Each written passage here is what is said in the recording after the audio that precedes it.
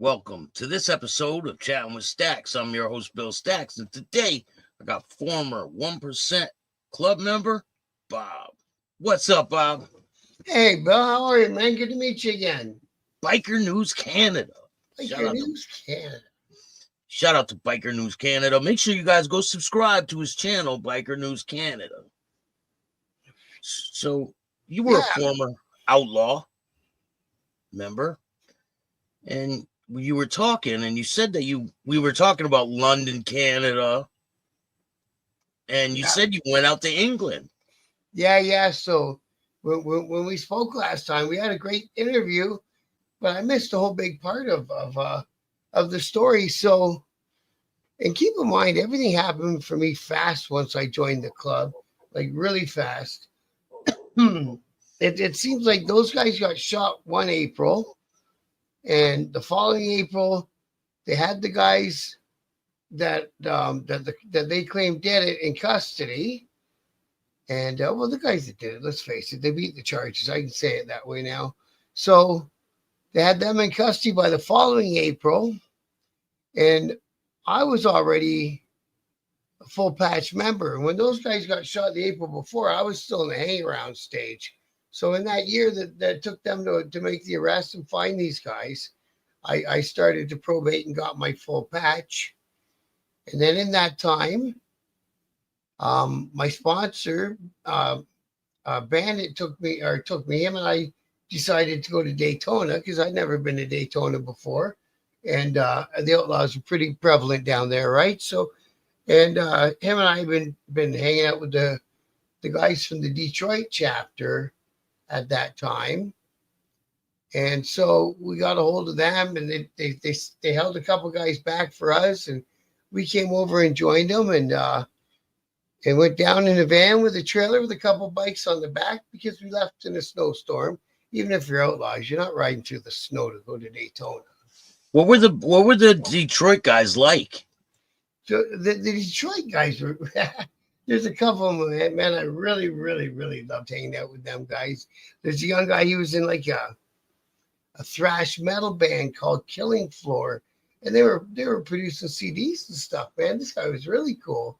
And then there was the old timers, because like I said in the last interview, when Taco was the guy, a lot of the power base shifted to Detroit because that's where he was from. So, not saying that that's where they put everything, but so there's the older heads that have been there, 30 years. They're telling you outlaw history like probably they lived it, man. Like, these guys are cool. So when Taco was on the run, was he still in power in Detroit and throughout the outlaw community? Yeah, as far as I know, yes. Yeah. And again, it was early in my career, so I wasn't privy to that kind of information really. But we kept going in the same direction and all that, so nothing changed from our end. Him being on the run, I mean, Yeah. So then when the cops arrested these two brothers and charged them for shooting our two guys, William, Mr. J, they bless you guys, and I was hanging out at the clubhouse one afternoon with a couple of the guys and kind of leaning on the fence. We kind of had a spot so we could look over the fence and look up and down the street. And this dude comes wandering by, and he holds me out a piece of paper. And me, because I'm feeling pretty cocky and I got my patch, I'm the smartest guy in town now, I grab it off him. I go, "What's this?" He goes, "Open up, you'll see you've been served." I go, "Served what?" He goes, "Open up and see." He said, "I've done my job. I'm leaving."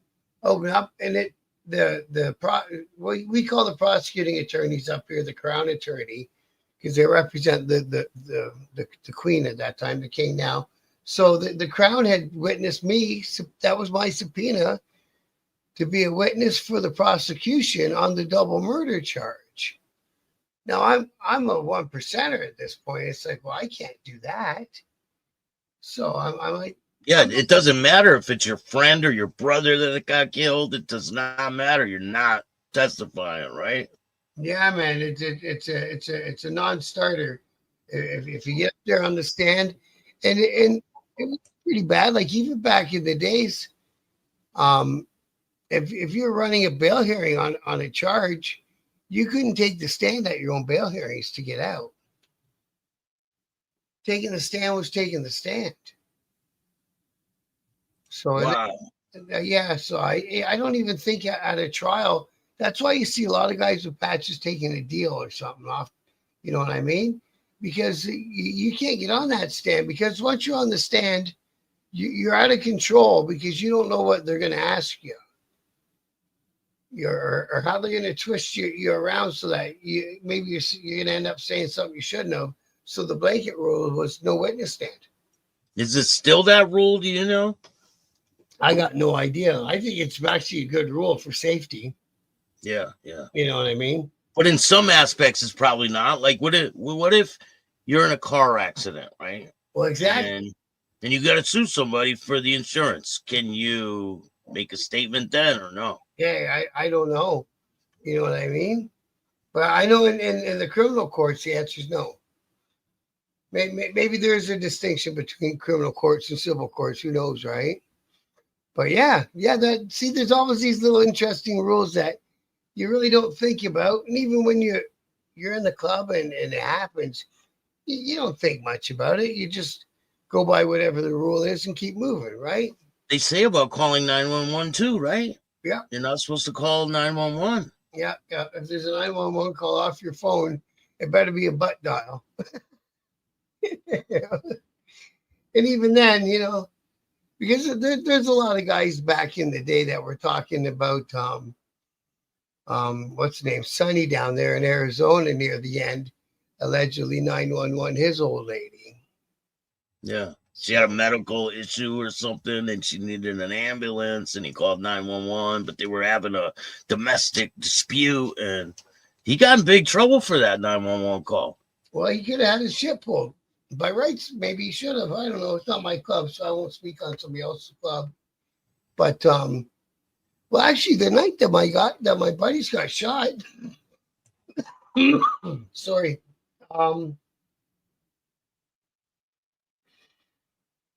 When I came back in the bar, I got somebody else to call the ambulance. I didn't call it. And that was a conscious decision. You know what I mean? It was like, nope, get him to call it. Yeah. Yeah. Just in case it ever comes out somewhere down the road. You know what I mean? So how far into you being in the club are you served with this paper? I think maybe I'm under a year still. You know what I mean? Like I'm in the months still. I'm still counting my months. And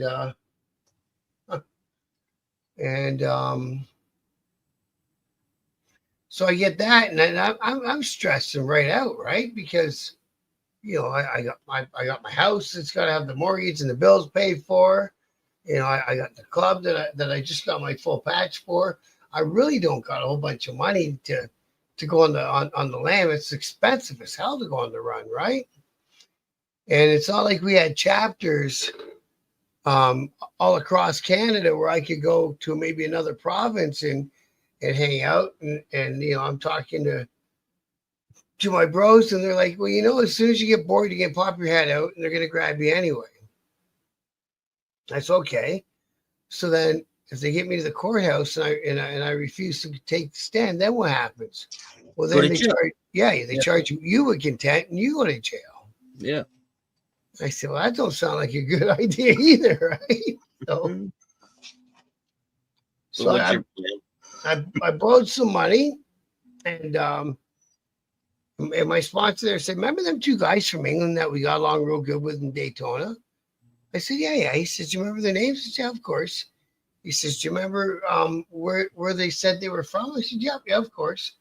So we did a little research into it, and we didn't phone anybody. We didn't tell anyone on this side of the ditch I was leaving. We didn't phone anyone over there so I could get through the airports, right? Yeah. Next day, the cops had it in their head that I was coming. So beautiful. Let them play with that, right? So the one day they call me up and they go, okay, the preliminary hearing starts tomorrow. You got to be there at 9. I'm like, yep. Okay, man, I'll see you tomorrow at 9. Okay, that's great. And then that night I went to Pearson and I jumped on the first plane that had a seat and went to Heathrow. Bam, I was in England. Yeah, what a Now, trip. were these two guys? Were they in the club? So they were in that club from England that I was explaining to you. Had called themselves Outlaws, but they didn't have the same back patch and the colors weren't the same. They weren't black and white. It actually looked at it, if you're looking at them, that they were going to end up being banditos because banditos had a big presence in Europe at that time. And we had some Scandinavian countries and maybe some chapters in Belgium, I believe, and that was about it. But there So were these, no legit outlaws in London. not in England at the time, no.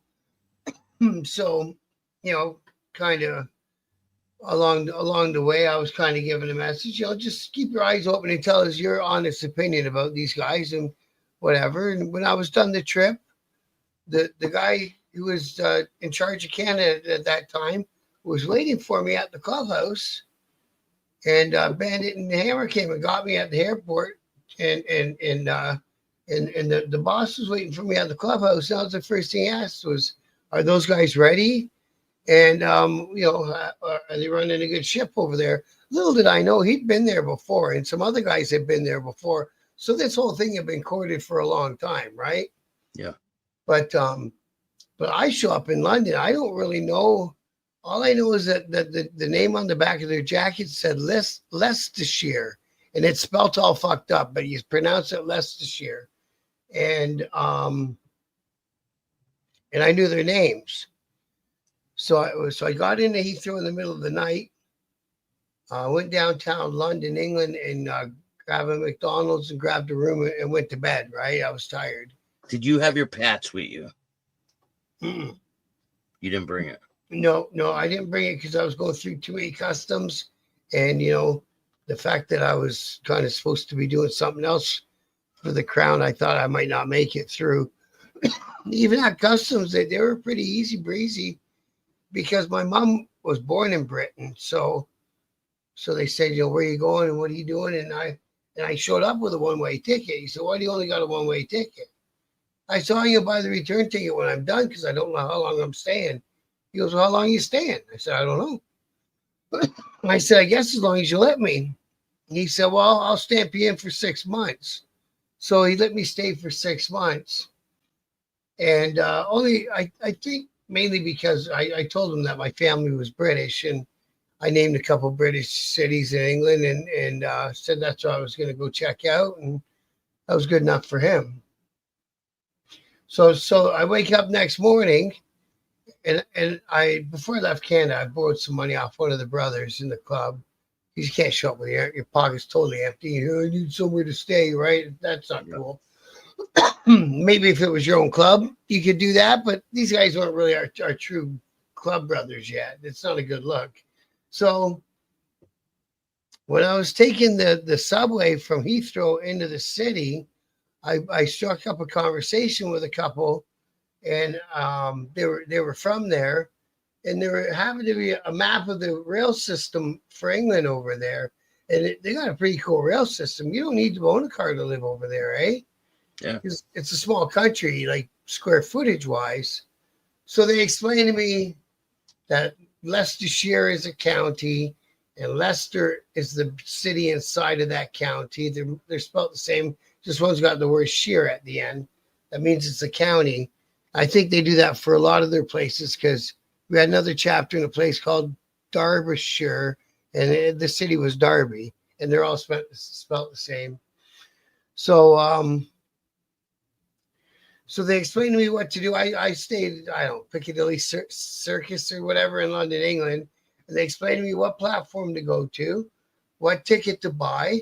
I bought a ticket. So then the next afternoon, I'm in the city where they live now. I'm getting closer. I still haven't called nobody. I don't want to call nobody and just make it awkward or whatever, right? Because if the cops are looking for me and I know I hang out with you every day, they're going to bust your ass every day until you convince me to go turn myself in, right? yeah. It's how they work. So I didn't want to put my guys into that sort of situation for God knows how long because we didn't know. And I got from off the train and jumped into a taxi. I said, just take me to a biker bar, a bar where bikers will be, a strip joint, whatever. And he just takes me to a pub. I walk in, there's nobody in the fucking place. I go to the bartender, I go, if I was an outlaw, where would I be right now? And he gives me a funny look, like, who the fuck's this guy, right? And he's got, because they're in Britain, they think he's got an American accent. So who's this Yankee? What's he want? And he said, well, hang on, I'll call one for you. I said, that'd be great. Grab me a beer. I had a beer. He made a phone call. This little dude comes in. He's wearing overalls and he's all got all grease on him and shit. Obviously, he's a working man. And he kind of stops in. Just a little good fella, too. Kez was his name. Great guy. And he yells, who the hell here? There's only me in the whole joint, right? He yells, who the hell here is looking for an outlaw? So I get up off my bicycle. I go, this fucking outlaw is looking for an outlaw.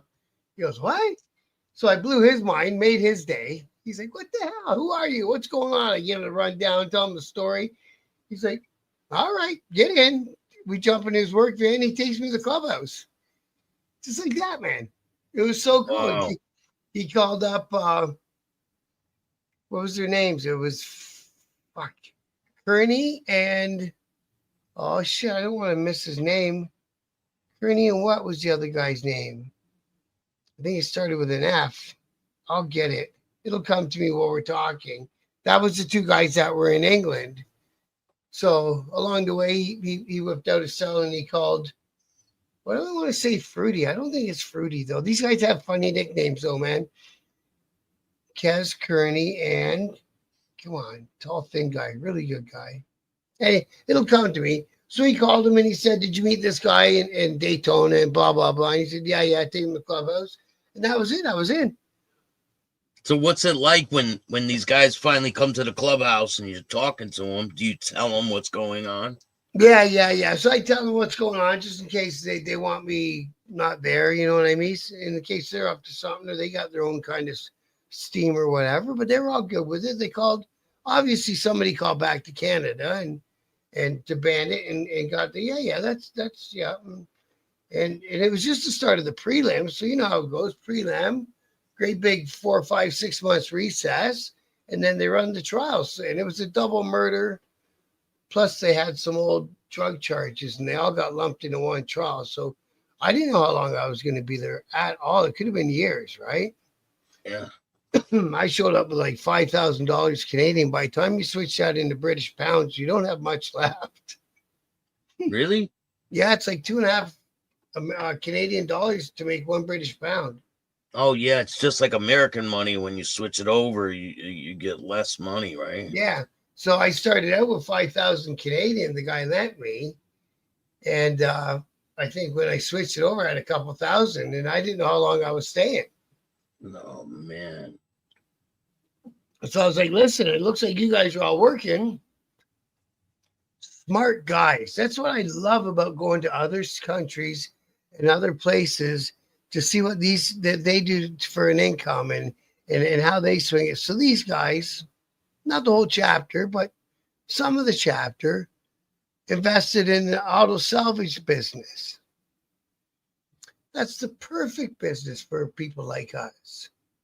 You know what I mean? So if one maybe gets nicked off the street, but maybe you needed that Mercedes motor, it comes in after hours and you got a Mercedes motor for your customer, whatever, right? Yeah. It's a good business, I'm sure, the Italian mafia and all those places have done all these sort of ventures over the years too. You know what I mean? Of course. There's not too many. Roy DeMeo was shipping cars overseas. Oh, was he? Yeah. Oh, yeah, he must have been the original shipping cars overseas because he was dead a long time, isn't he? Yeah. That was in the 80s, I believe. Wasn't he the guy they called Crazy Joe? No, Roy DeMeo. Oh, okay. He had the Gemini the Gemini crew, and they were shipping a lot of cars overseas. They worked for Big Paul Castellano. Well, they say that the Italian mafia in Montreal allegedly is back into that because they got the docks back again.